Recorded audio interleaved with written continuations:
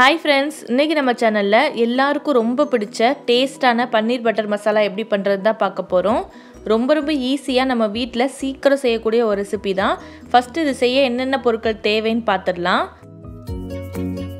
ஒரு சின்ன துண்டு அளவுக்கு பட்டை எடுத்து வச்சிருக்கேன், 2 கிராம்பு, 1/2 டீஸ்பூன் அளவுக்கு சீரகம் எடுத்து வச்சிருக்கேன், 2 மீடியம் சைஸ் வெங்காயத்தை இந்த மாதிரி கட் பண்ணி வச்சிருக்கேன். இது எல்லாத்தையும் நம்ம வதக்கி அரைக்க தான் போறோம், அதனால கொஞ்சம் பெருசா கட் பண்ணி வச்சுக்கலாம். 7-8 பல் பூண்டு எடுத்து இந்த மாதிரி கட் பண்ணி வச்சிருக்கேன். நம்ம பூண்டு எவ்வளோ எடுக்கிறோமோ அதில் பாதி அளவுக்கு இஞ்சி எடுத்து இந்த மாதிரி கட் பண்ணி வச்சுக்கலாம். 4 பெரிய சைஸ் தக்காளி எடுத்து இந்த மாதிரி கட் பண்ணி வச்சுருக்கேன். 20 முந்திரி பருப்பு எடுத்து வச்சுருக்கேன். இது எல்லாத்தையும் சேர்த்து வதக்கிறதுக்காக கொஞ்சமாக பட்டர் எடுத்து வச்சுருக்கேன். ஃபஸ்ட்டு நம்ம பட்டர் சேர்த்துடலாம். அது நல்லா மெல்ட் ஆனதுக்கப்புறம் நம்ம வச்சுருக்க பட்டை கிராம்பு சேர்த்துடலாம்.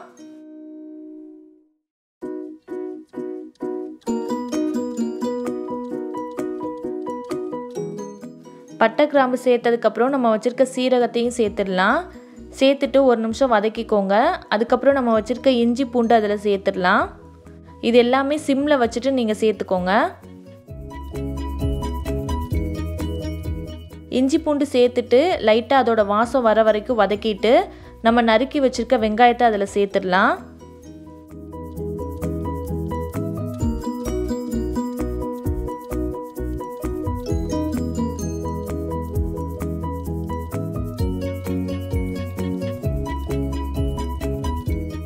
இந்த மாதிரி வெங்காயத்தை லைட்டாக வதக்கிட்டு நம்ம வச்சுருக்க முந்திரியும் அதில் சேர்த்துடலாம்.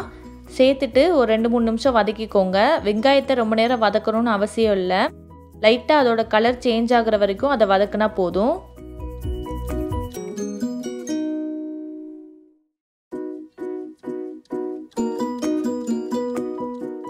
இப்போ பாருங்கள், வெங்காயத்தை வதக்கியாச்சு. இப்போ நம்ம வச்சுருக்க தக்காளி அதில் சேர்த்துடலாம்.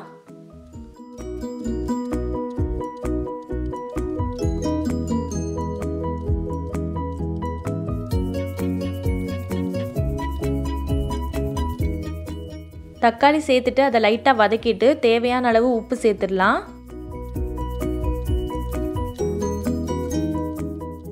உப்பு சேர்த்ததுக்கப்புறம் அதை நல்லா கலந்து விட்டுக்கோங்க. அதுக்கப்புறம் நம்ம மூடி போட்டுட்டு ஒரு 10 நிமிஷம் நல்லா அதை மீடியம் ஃப்ளேமில் வச்சு வேக வச்சிடலாம். அப்பப்போ இந்த மாதிரி திறந்து பார்த்து நீங்கள் அதை கிளறி விட்டுக்கோங்க. தக்காளி எல்லாமே இந்த மாதிரி நல்லா மசிஞ்சு வர வரைக்கும் அதை வேக வச்சுருங்க.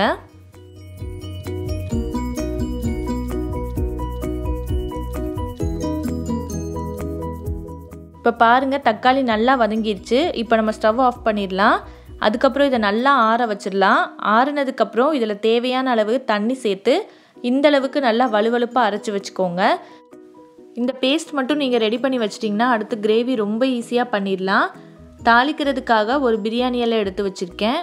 1 டேபிள் ஸ்பூன் அளவுக்கு காஷ்மீரி மிளகாய் தூள் எடுத்து வச்சுருக்கேன். இது நல்ல கலர் கொடுக்கும். இதில் காரம் அவ்வளோ இருக்காது. கலருக்காக தான் நம்ம காஷ்மீரி மிளகாய் தூள் சேர்க்குறோம். உங்கள்கிட்ட நார்மல் மிளகாய் தூள் இருந்தால் அது கூட நீங்கள் யூஸ் பண்ணிக்கலாம். உங்கள் காரத்துக்கு ஏற்றாப்புல நீங்கள் மிளகாய் தூள் அளவு சேர்த்துக்கோங்க. 1 டீஸ்பூன் அளவுக்கு மல்லித்தூள் எடுத்து வச்சுருக்கேன். அதுக்கப்புறம் ஒரு 4-5 டேபிள் ஸ்பூன் அளவுக்கு க்ரீம் எடுத்து வச்சுருக்கேன். கொஞ்சமாக பட்டரும் எடுத்து வச்சுருக்கேன். இப்போ இந்த கிரேவி எப்படி பண்ணுறதுன்னு பார்த்துடலாம். ஃபஸ்ட்டு நம்ம வச்சுருக்க பட்டர் அதில் சேர்த்துடலாம். பட்டர் நல்லா மெல்ட் ஆகி வந்ததுக்கப்புறம் நம்ம வச்சுருக்க பிரியாணி இலையும் அதில் சேர்த்துடலாம்.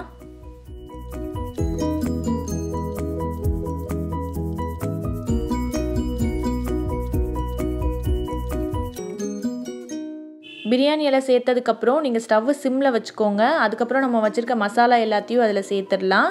மல்லித்தூள், மிளகாய்த்தூள் நான் சேர்த்துக்கிறேன். சேர்த்துட்டு சிம்லேயே வச்சுட்டு நல்லா இந்த மாதிரி கிளறி விட்டுக்கோங்க. அதோட பச்சை வாசனை போகிற வரைக்கும் 1 நிமிஷம் மட்டும் நீங்கள் இந்த மாதிரி கிளறி விட்டால் போதும். இந்த மாதிரி சிம்லேயே வச்சுட்டு அதை லைட்டாக வதக்கிட்டு நம்ம அரைச்சி வச்சுருக்க பேஸ்ட் அதில் சேர்த்துடலாம்.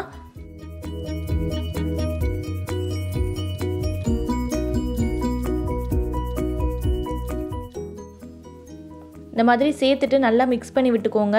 அதுக்கப்புறம் நம்ம மூடி போட்டு ஒரு 2-3 நிமிஷம் இதை நல்லா நம்ம சிம்மில் வச்சு கொதிக்க வச்சிடலாம்.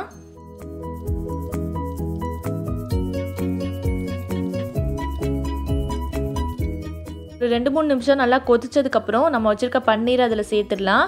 இந்த மாதிரி சின்னதாக நான் பன்னீரை கட் பண்ணி வச்சுருக்கேன். இப்போ பாருங்கள், ஒரு 2 நிமிஷம் நல்லா கொதிச்சிருச்சு. அதுக்கப்புறம் நம்ம மூடி எடுத்துட்டு நம்ம வச்சுருக்க பன்னீர் அதில் சேர்த்துட்டு நல்லா கலந்து விட்டுக்கலாம்.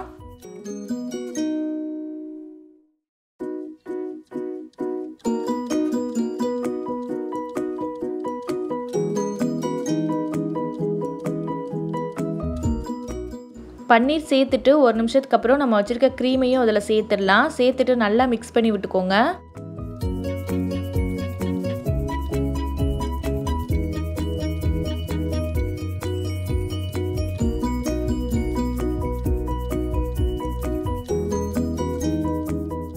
கடைசியாக கொஞ்சமாக கசூரி மேத்தி எடுத்து நல்லா கசக்கி அதில் சேர்த்துக்கோங்க.